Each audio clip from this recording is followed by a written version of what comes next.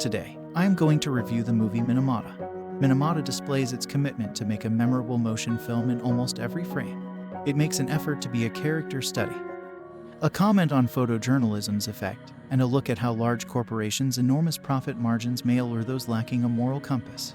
Unfortunately, by emphasizing and focusing on the second pair, it frequently overlooks the first of those three stories, and in films like this, character is really what matters most.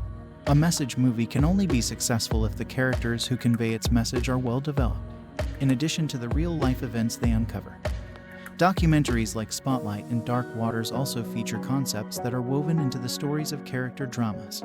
The film Minamata is hampered by arrogant direction that loses the human characters in this story by placing the headlines first. Despite actor Johnny Depp rising to the occasion and giving a carefully polished performance in this role that somewhat resembles his first old man act.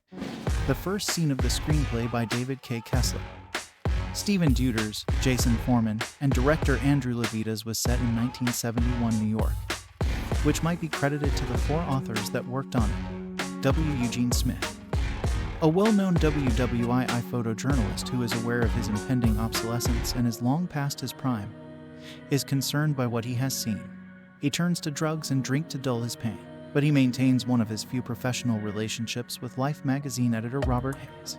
Life sends Smith on what seems to be his final commission to Minamata, a city in Japan where a company by the name of Kiso has been slowly contaminating the water supply for years, resulting in a fatal neurological illness.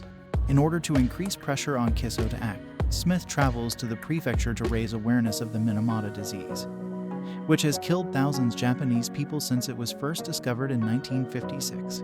He ultimately befriends the locals there, including Minami, the woman who initially convinced him to go there, and struggles with his own problems in order to be there for people who need him.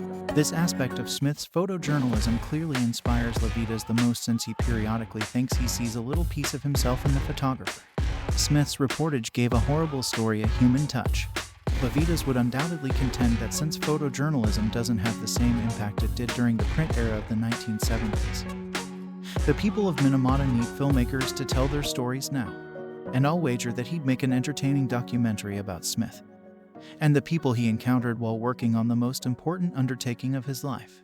The problems start when Levitas tries to transform this seal into gripping drama in order to give the production a strong visual sensibility.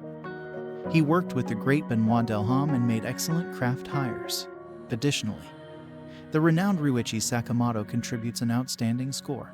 The authors of this movie clearly believe they have made a definitive film rather than just a passionate one, as evidenced by the final photo montage depicting disasters like Minamata from throughout the globe.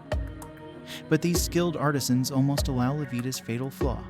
A film like Minamata doesn't have to look flawless, portray every story in the same way, or have an alluring music.